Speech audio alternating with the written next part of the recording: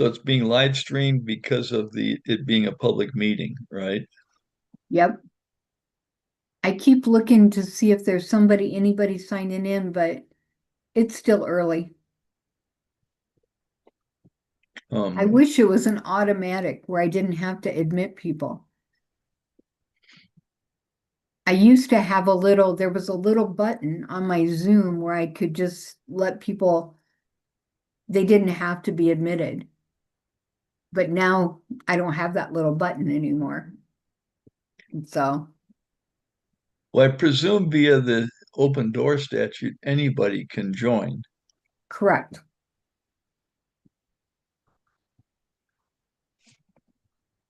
I still send it to Bob Casarda. He's still reporting for the. He's still reporting, but I still send like notice of our meeting, the meeting link in the agenda to him. So there was something I was just looking for. I forgot. One of the things that I wanted to touch base with you briefly on, no need for an answer now. I don't know if we've ever formally organized a response team should we have a crisis. So interesting that you bring that up because Mitch and I were just talking about it. And I said, Don has been really an advocate of that and trying to get some movement on that for some time because it's not if, it will happen. And Mitch's point was, well, it already did. Nobody, it just didn't get any blowback because Mitch believes it's because the guy ended up shooting himself. But it was somebody that Mitch had worked with. And I remember when this happened, I don't know if you remember this, Mitch, but he shot his daughter and his wife.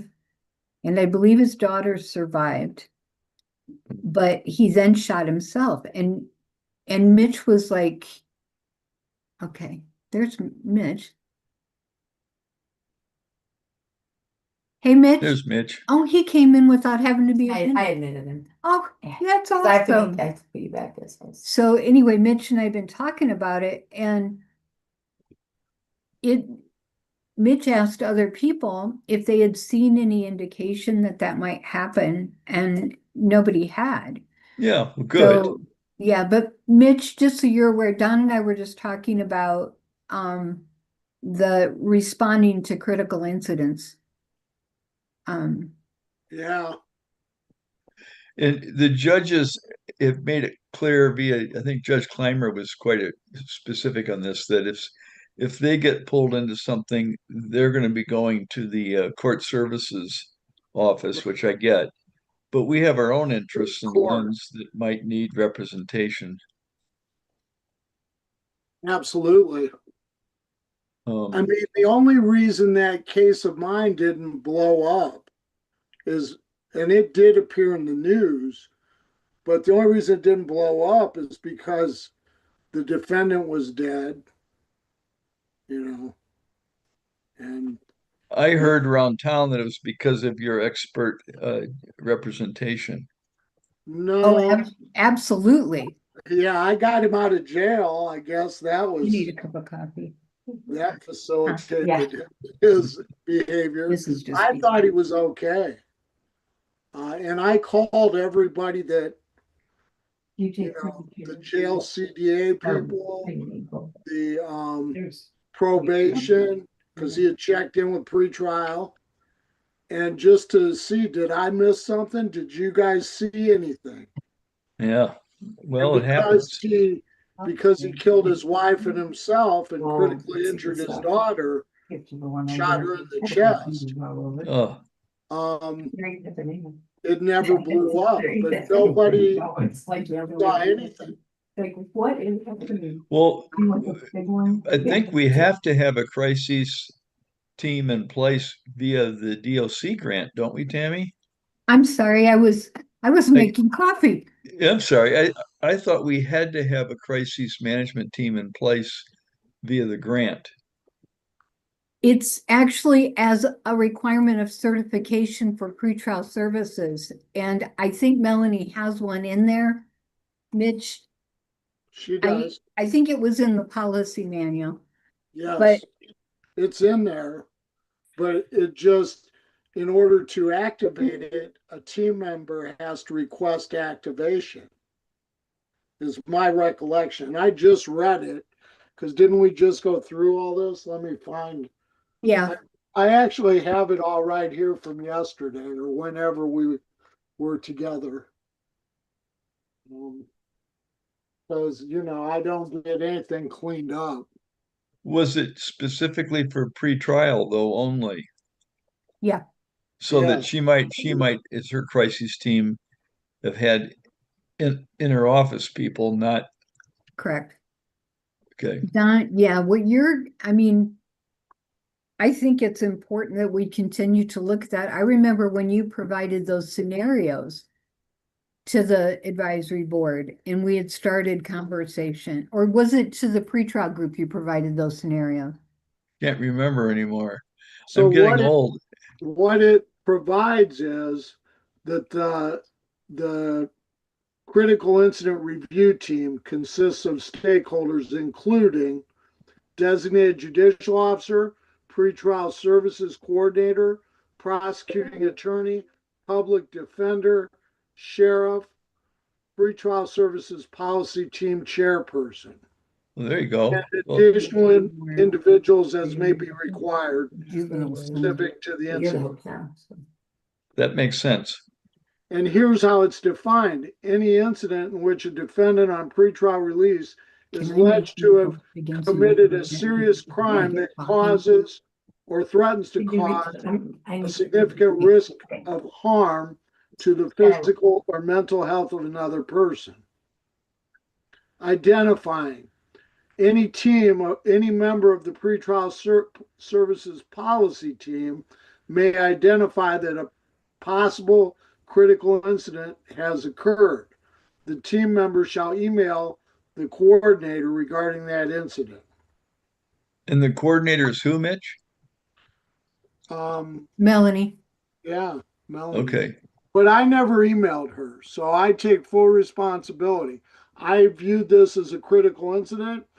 I investigated on my own to see if I, as the attorney, had missed something. Everybody said he was fine. He reported immediately to pretrial upon his completion of the CDA and release from jail. He had 3 pending OWI cases. I had a resolution for all of them. His case was he wasn't in jeopardy of going back to jail. But he was only out a couple days and shot everybody in his family, including himself. But then it describes convening the critical incident review meeting and then what that consists of and doing a report. So maybe we can expand that to the board in general beyond the pretrial. I mean, the concept and the procedures make sense, but Yes, something but could happen in drug court, problem solving court, right. And quite honestly, I should have sent an email and said, but I hadn't read that. If I had read it I was aware of it, but I wasn't as intimately aware of it as I became after it happened in one of my cases. yeah. But it died away so quickly. Nobody was questioned. It was a newspaper article, of course, but then it just faded away within a week.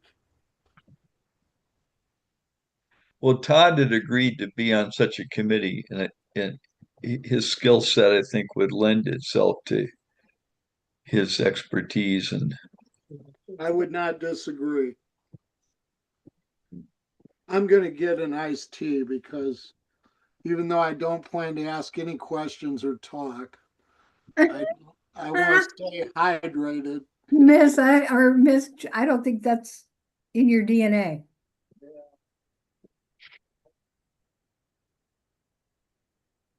Hi, Judge.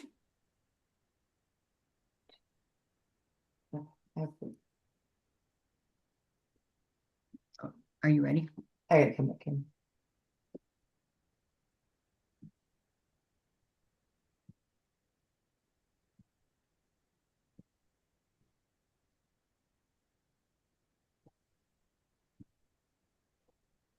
When you're ready.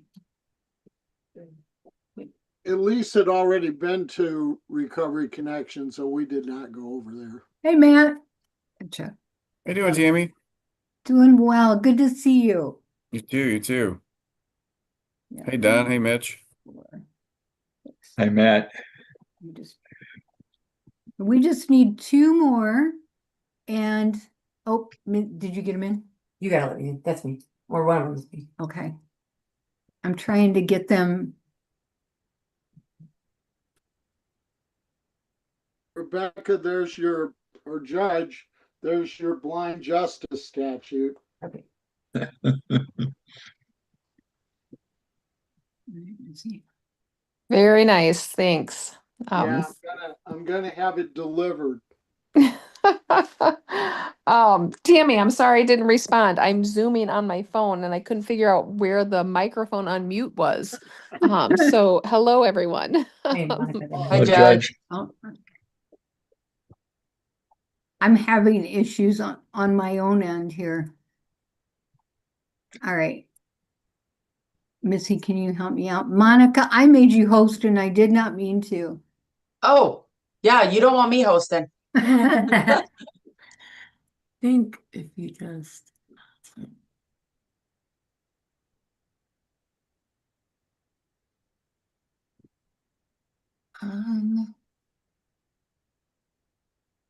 Oh, she has to make me host now that she's. Oh. Can you make Missy Maynard host, please? Do you know how to do that, Oh Monica? gosh, if you can walk me through. Oh, maybe. I think it's the dots up in the top right-hand corner of my video.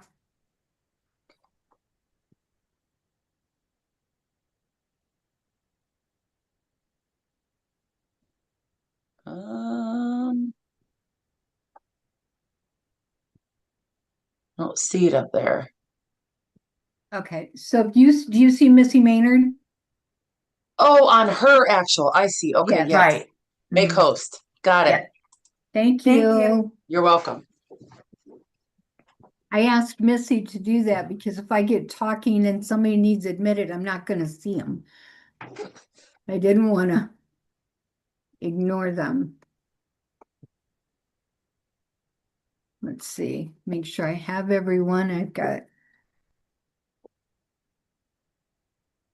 Monica for Allison. So we got 1, 2, 3, 4, 5, 6, 7. All right, Judge, Mitch, Matt, Chris Byer.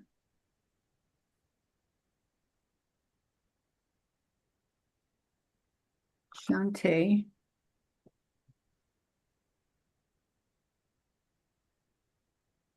Hi. Hi, Shantae. Hi. Done. We have a quorum. Well, why don't we get going then? Others hopefully will join us, able and willing. Greetings, everybody. Thanks for your participation and all you do on the ground. The first item's the approval of the minutes. Is there a motion to approve as is or to amend? I'm assuming everybody got them in Tammy's email yesterday. Do I hear a motion? I'll make a motion to approve. Great. Second? Second? Wonderful. All in favor? Aye. Hi. What a start. Wonderful. So I know one of the biggest items is approving the grant request for the coming year. And Tammy, that's in your ballpark, if you would be All so right. kind. All right, so I sent out the copies of the actual budget from the grant, but I also provided just a summary. Some of you were aware, I had shared that legislators had previously earmarked, I think it was like 65 million for the grants, but we found out that that was actually going to be 52. So we are looking at fewer dollars in the coming year. And we kind of knew that was on deck. But we are completing the grants and we are applying for funds for community corrections, which are our day reporting and our home detention programs, our drug court, and our mental health court. Yesterday, I had some dialogue with Department of Correction because our drug court data and the use of that program has really changed over the past couple of years. And when we look at the annual data, I think 2 years ago we had served 9 and last year we served 18. This year already we have 18. And I'm going to get more into what that looks like in that caseload. But when I was communicating with Department of Correction about the possibility of, even in this time of reduced funds being available, about the need and who we were serving, and she encouraged me that if that was something we felt we needed, to make sure that we asked for it. And she said the same thing we always say: if you don't ask, the answer is always going to be no. So we did. So when you look at this summary, this one-page summary of the grant, you'll see that the community corrections amount that is received currently for 2026 remains the same moving into 2027. And I broke it down so you get an idea of the 100 series, which are salaries and fringe, the 200 series, and the 300 series. Do you remember toward the end of the grant cycle last year, I think it was in our November meeting, we had requested a transfer of funds. And Yeah. so what we tried to do in this grant application was we could see some patterns over the past couple of years. So we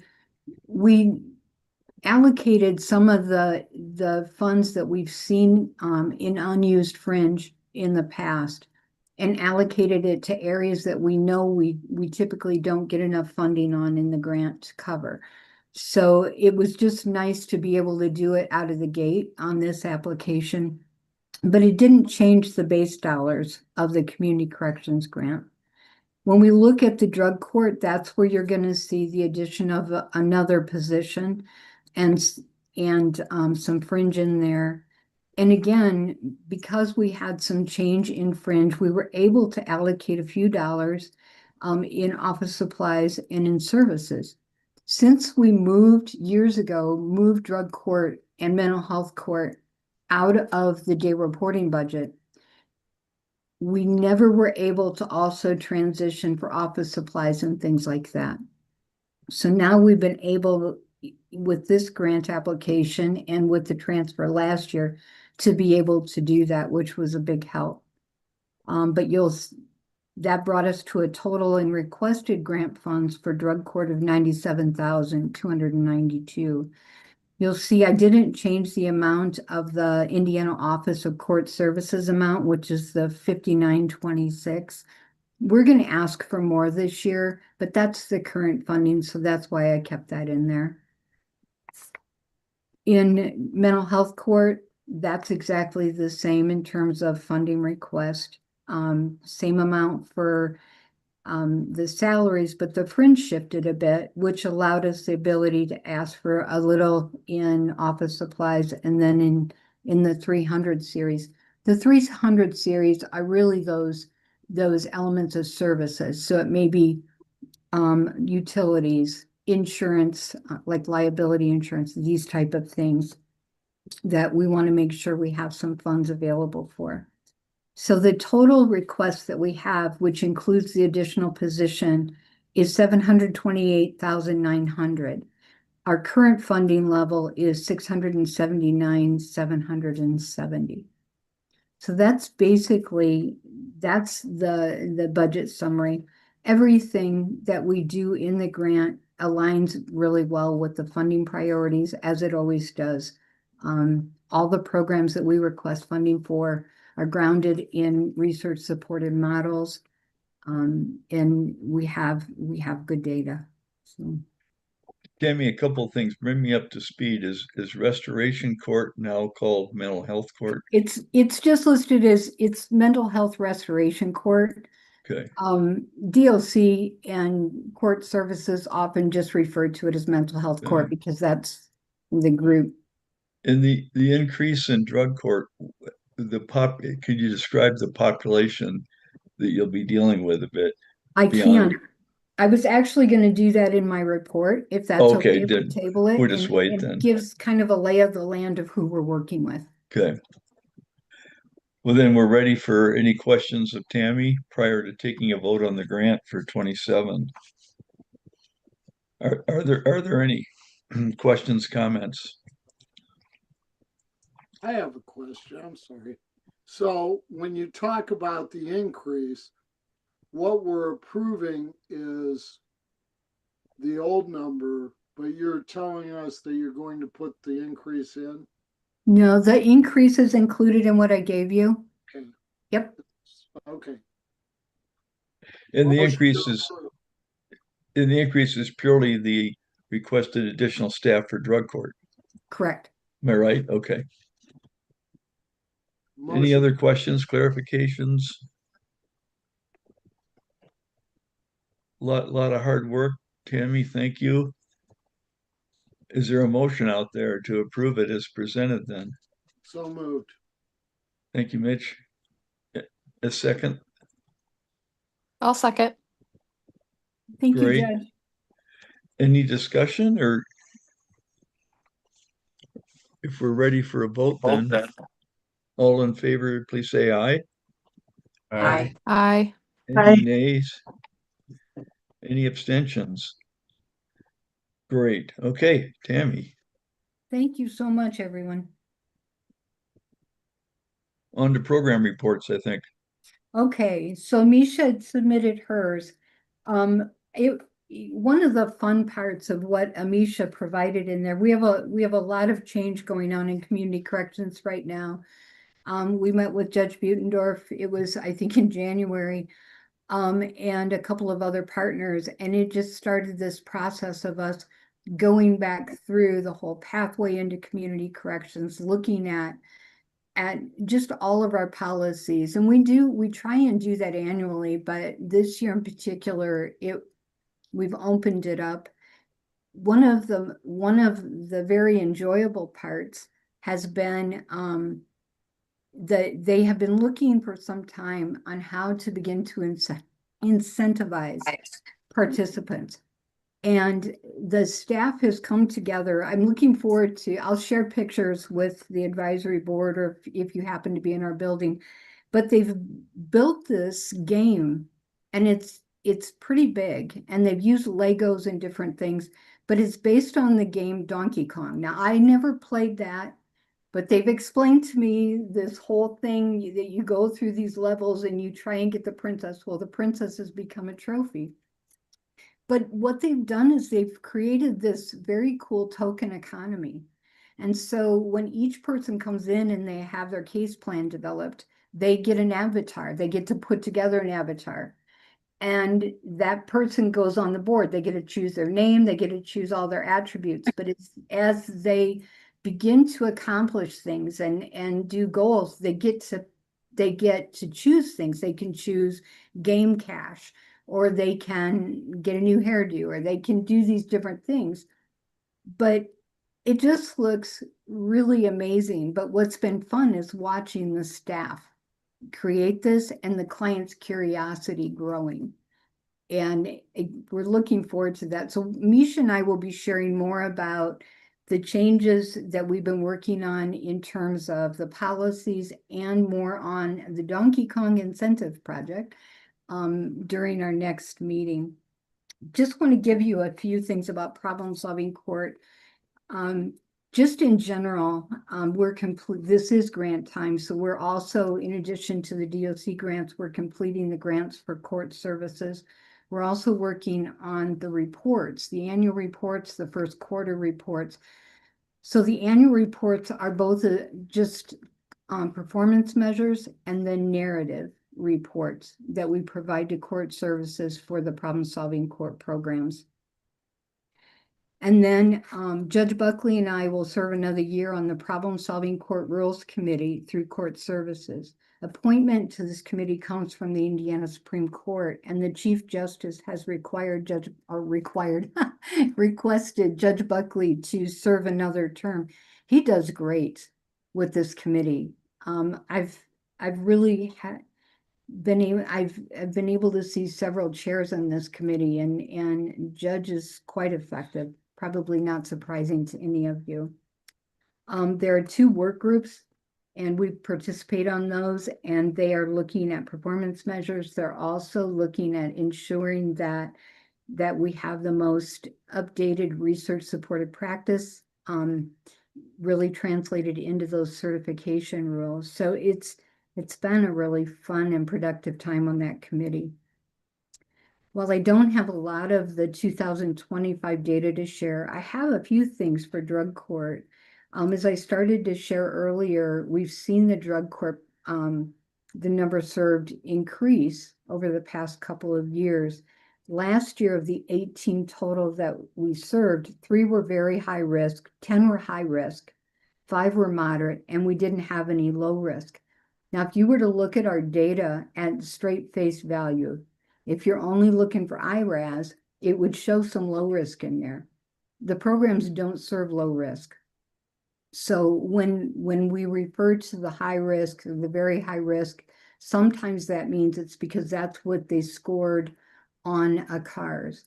The CARS is one of 3 validated assessments in our country that look at OWI recidivism.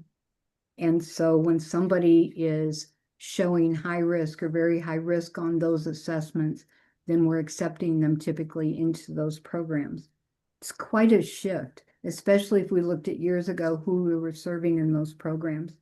In 2025, we had 5 graduates and nobody was unsuccessfully discharged from the program. In 2026 so far, we already have a caseload of 18. 6 more have been approved and they're either waiting beds or sentencing, but we're expecting them just within the next couple of weeks.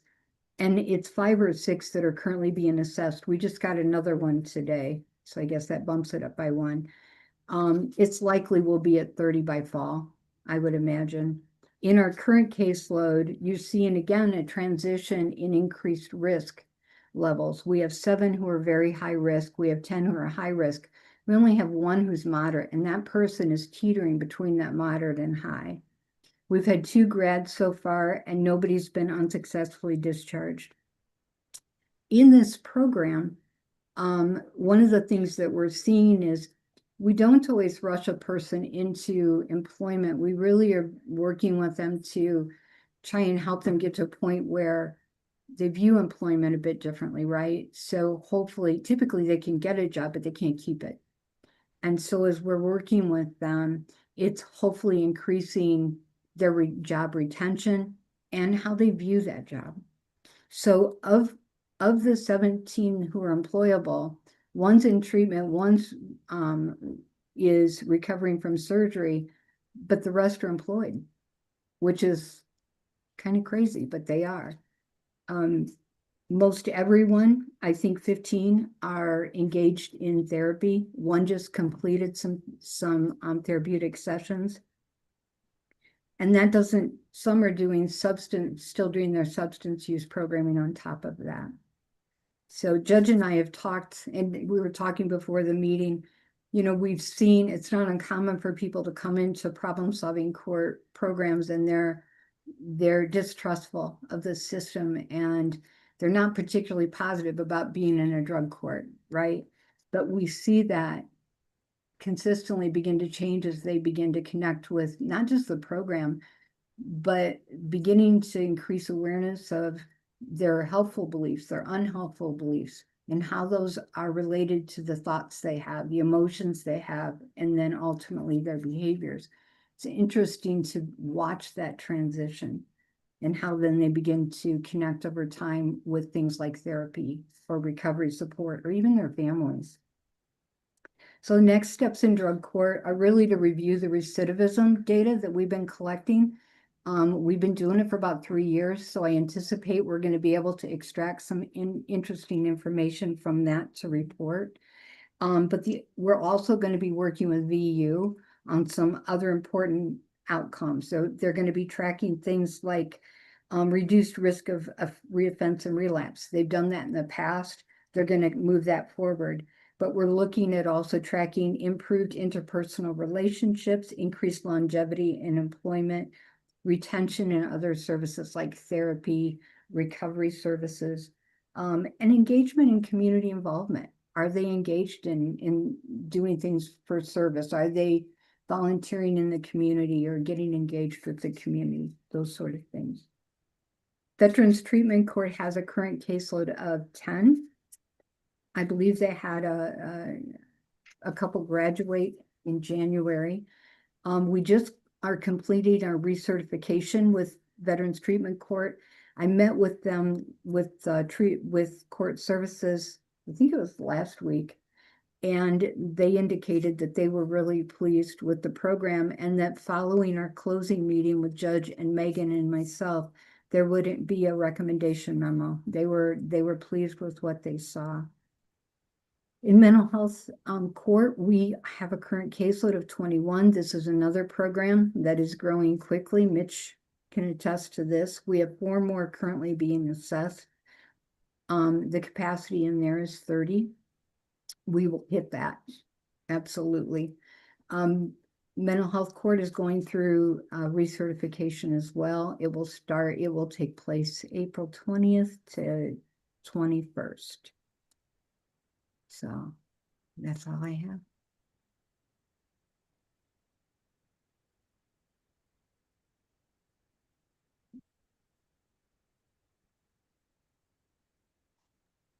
I see you Any taking- questions of Tammy? I know it's a lot. Nice overview. And it's interesting to see that we're serving more high-risk people, which historically is what the DLC wants and was created community corrections for. So but it does expose us to greater risk, obviously. So more staff to cover that is going to be helpful in drug court.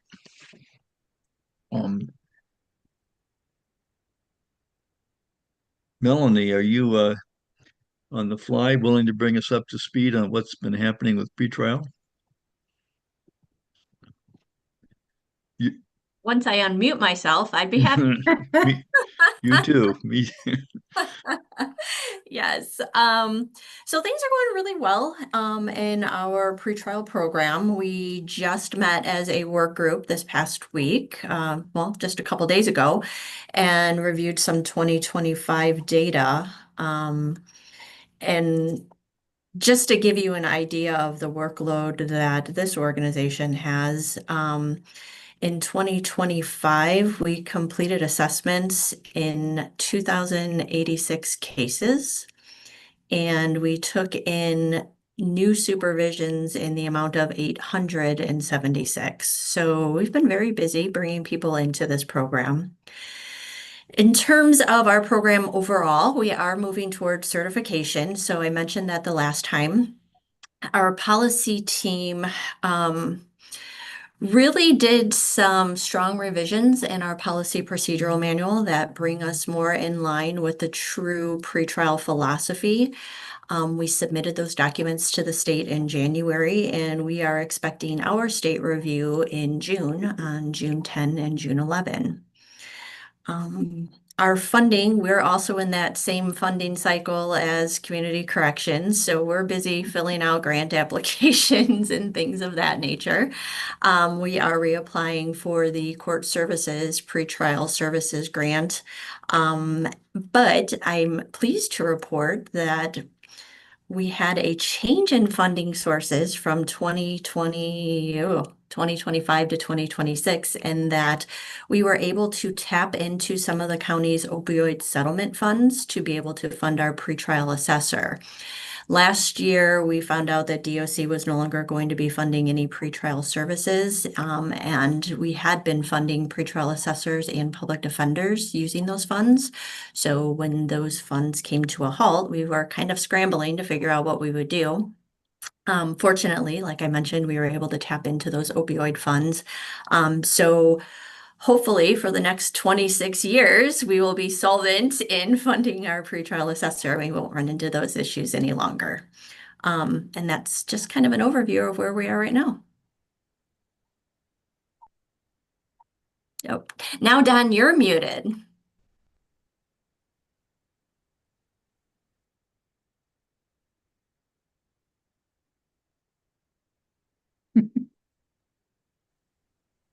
Still muted, Don.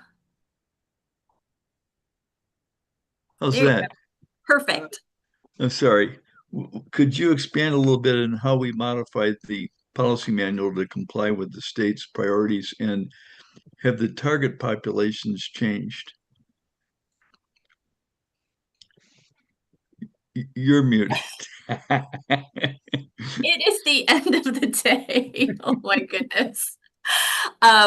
We did alter our target population, and in doing so, it brings us more in line with what Criminal Rule 26 is asking us to do, in that we've eliminated doing assessments on those people that are already receiving supervision services. So, for example, those people that are already out on bond, on pretrial release, that are on probation or on parole, or just out on bond in general.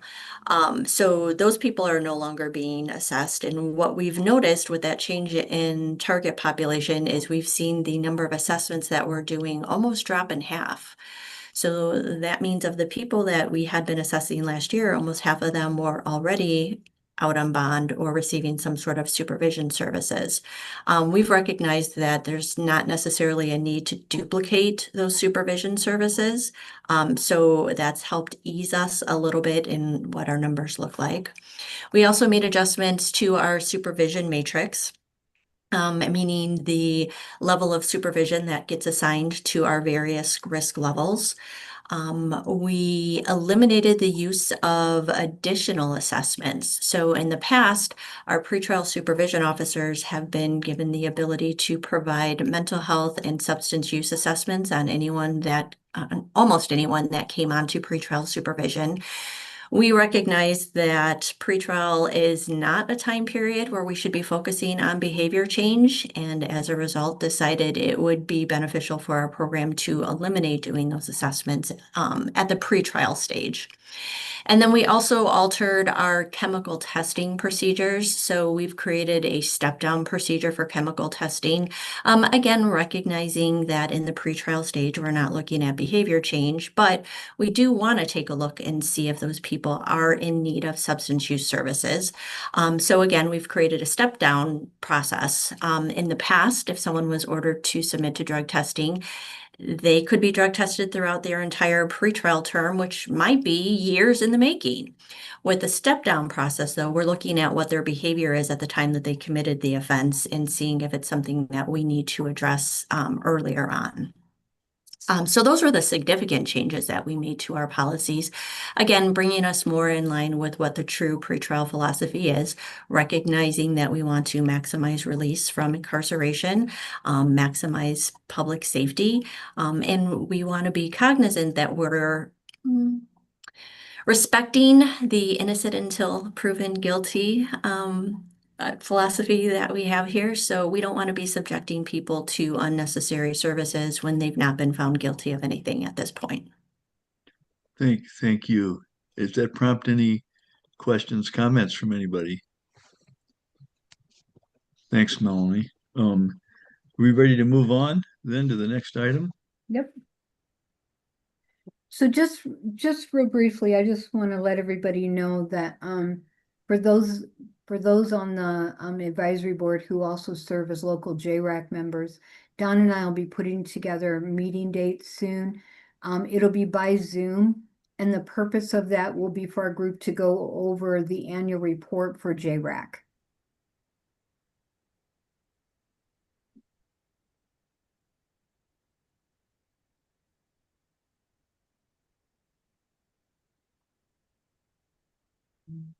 Anything else, Tammy, or that? No, unless you want me to Okay. just go ahead and jump into the next one. Sure. If it's, so the next agenda item really is looking at the dates we have for the rest of the year.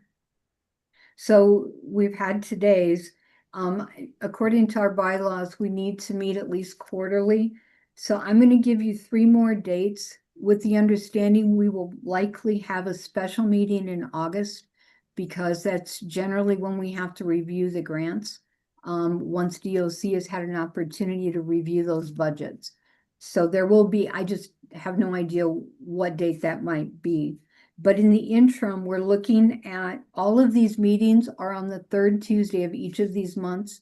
They're at 4:15 p.m. by Zoom.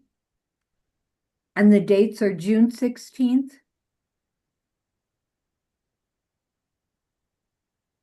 September 15th, and December 15th. December 5th, did you say? December 15th.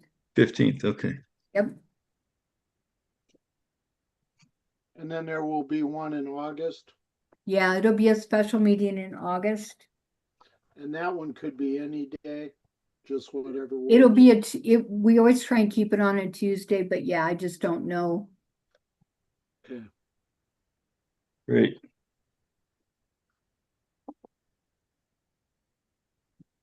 Are there any updates or announcements? I have a quick one, Anybody? just, yep, Thanks, Allison Monica. wanted me to just inform everybody that, so we had met with, I forget, I think her name is like Alina, with the state team, to look at possibly tapping into the juvenile, grant. Unfortunately, we missed the deadline to submit anything, but she told us more than likely there will be some money left over. And so we should hear something in the upcoming weeks, to kind of see what that amount is and if we are able to apply for anything. So we have a couple Great. ideas, but we'll see what happens. Great. Good luck. That's great. Thanks. In the next meeting of the board, June 16th at 4:15 by Zoom.